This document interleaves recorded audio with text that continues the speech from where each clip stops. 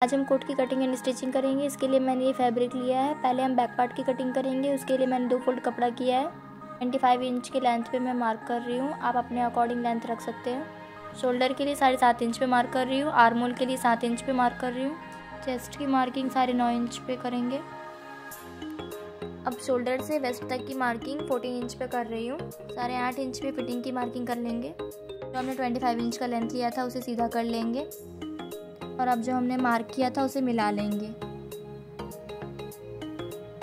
और मैं यहाँ पे हिप के लिए भी 9.5 इंच पे मार्क करूँगी।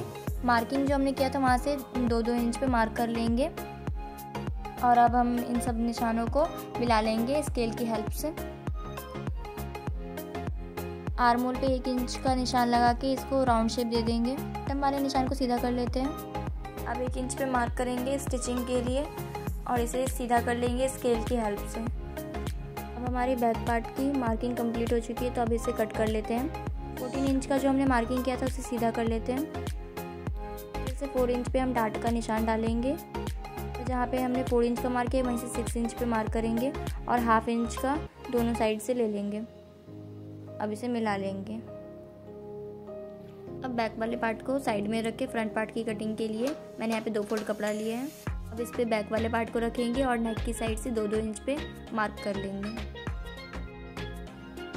बैक वाले पार्ट के मार्जिन से हम फ्रंट वाले पार्ट पे मार्किंग कर लेंगे कटिंग के लिए। अब बैक वाले पार्ट को हटा के जो हमने मार्किंग किया है उसे कट कर लेंगे।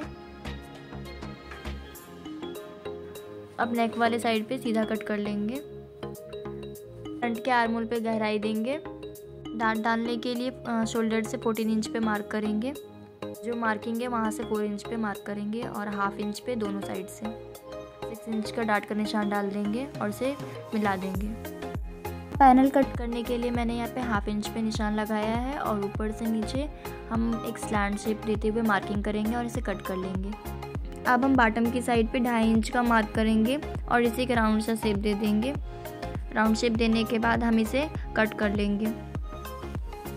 अब नेक की कटिंग के लिए मैं 3 इंच का लेंथ लूँगी, जहाँ से मैंने 2 इंच की मार्किंग की थी और 3 इंच का मैं चौड़ाई लूँगी और इसे एक राउंड शेप देके इसे कट कर लूँगी। आर्म होल की जो गहराई दी थी उसे भी कट कर लेते हैं। फ्रंट वाले पार्ट को अब साइड में रख देते हैं और एक दूसरा फैब्रिक लेके इसे इस तरीके से फोल्ड कर लेते हैं और इसके ऊपर फ्रंट वाले पार्ट को रखेंगे। ध्यान रखेंगे कि बंद वाला साइड हमारा अंदर की तरफ हो और इस पर ऐसे मार्किंग कर लेंगे। मार्किंग करने के बाद हम इसे कट कर लेंगे।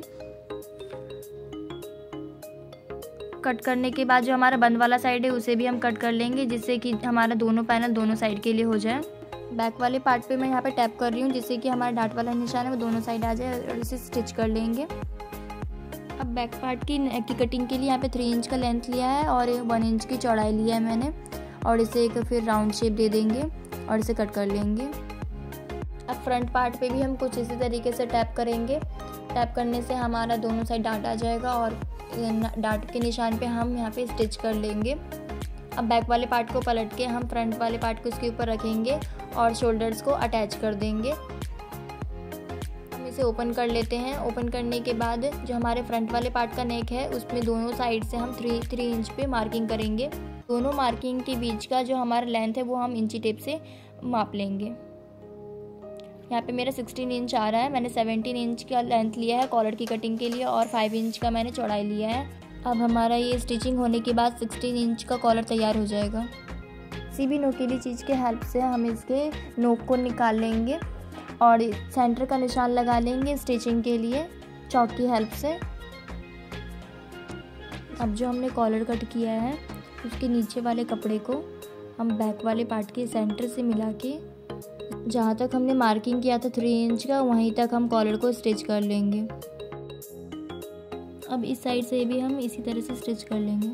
जो हमने पैनल कट किया था उसे हम फ्रंट वाले पार्ट पे रखेंगे और यहाँ पे हम इसे स्टिच करेंगे ऐसे करके। यहाँ पे बहुत लोगों को प्रॉब्लम आती है, तो यहाँ पे जो हमने पैनल का कपड़ा कट किया था इसका ये ऊपर वाले पार्ट को हम जो कॉलर का नीचे वाला पार्ट था वहाँ पे स्टिच करेंगे इसे, और जो हमारा कॉलर का ऊपर वाला पार्ट है वो ऊपर की ओर आ जाएगा और स्टिचिंग के बाद ये अंदर की ओर चला जाएगा कुछ इस तरीके से। अब मैं आपको इसकी स्टिचिंग करके दिखाती हूँ, तो आपको समझ में आ जाएगा कि इसकी स्टिचिंग किस तरीके से करना है। हमारे पैनल का राउंड शेप है, हम वहीं से अपनी स्टिचिंग स्टार्ट करेंगे। ये सिंपली ऐसे स्टिच हो जाएगा नीचे से ऊपर की ओर, और ऊपर वाले पार्ट में यहाँ पे जो मैंने बताया था ये अंदर की ओर जाएगा। मैं आपको करके दिखाती हूँ। अब हम यहाँ पे थोड़ी देर रुक के जो कॉलर का ऊपर वाला पार्ट है उसको हटा के नीचे की ओर करके हम इस कपड़े को कॉलर के नीचे वाले पार्ट से स्टिच करते हुए चले जाएंगे। जैसे कि यहाँ पे मैं दिखा रही हूँ कि ये नीचे वाला कॉलर के पार्ट से ये स्टिच हो जाएगा और ऊपर वाले कॉलर के पार्ट को हम हटा देंगे, वो बाद में इसके ऊपर से स्टिचिंग हो जाएगा उसका। इस तरह से हम दूसरा पैनल भी स्टिच कर लेंगे। यहाँ पर हम इसे थोड़ा सा कट का निशान लगा लेंगे जिससे कि हमारा राउंड शेप आ जाए, और किसी भी नोकीली चीज़ की हेल्प से हम इसके नोक को निकाल लेंगे। इस तरह से हमारा नोक निकल गया है। अब हम नीचे की साइड से भी कट लगा लेंगे जिससे कि आँख का भी राउंड का शेप अच्छे से आ जाए, और इसे पलट लेंगे। पलटने के बाद हमारा कॉलर कुछ इस तरीके से दिखेगा। अभी मैं आपको दिखाती हूँ, ये कुछ इस तरीके से दिखेगा। और ऊपर वाला जो कॉलर का पार्ट है वो यहाँ पे ऐसे स्टिच हो जाएगा। अब मैं इसे स्टिच करके दिखा रही हूँ, ये ऊपर की ओर आ जाएगा और हमारा जो कॉलर की फिनिशिंग है वो अच्छे से आ जाएगी। यहाँ पे लब की सिलाई लेते हुए हम अपनी स्टिचिंग कंप्लीट कर लेते हैं। अब जो अंदर की ओर हमारा पैनल का कपड़ा रह गया था उसे हम शोल्डर से अटैच कर लेंगे जिससे हमारी फिनिशिंग अच्छे से आ जाएगी। हमारी कॉलर की स्टिचिंग कंप्लीट हो चुकी है, तो ये कुछ इस तरीके से दिखेगा। दोनों स्लीव्स के लिए मैंने 2 फोल्ड करके कपड़ा लिया है, और इसके बंद वाले साइड से मैं 1.5 इंच पे मार्किंग करूँगी और इस मार्किंग को मैं सीधा कर लूँगी। अब लेंथ के लिए मैं 20.5 इंच पे मार्क कर रही हूँ। अब इस मार्क को सीधा कर लेते हैं। 2.5 इंच पे मैं मार्किंग करूँगी आर्म होल को शेप देने के लिए। वाला बाजू बनाने के लिए मैंने ऊपर से 9 इंच का कपड़ा छोड़ा था जिसे मैं इस तरीके से मिला ले रही हूँ। यहाँ पे 5 इंच पे मैं फिटिंग का मार्क करूँगी और 6 इंच पे स्टिचिंग के लिए मार्क कर लूँगी, और इसे मिला लेंगे ऊपर की ओर से। 5 इंच का जो मार्क किया था उसे भी हम मिला लेते हैं ऊपर से। अब इसे कट कर लेते हैं। इस तरह से हम यहाँ पे चुन्नट देंगे। जो हमने स्लिप्स कट किए हैं उसके सेंटर पे मार्क कर लेंगे, और जहाँ तक हमें प्लेट्स देने हैं वहाँ पे भी मार्किंग कर लेंगे।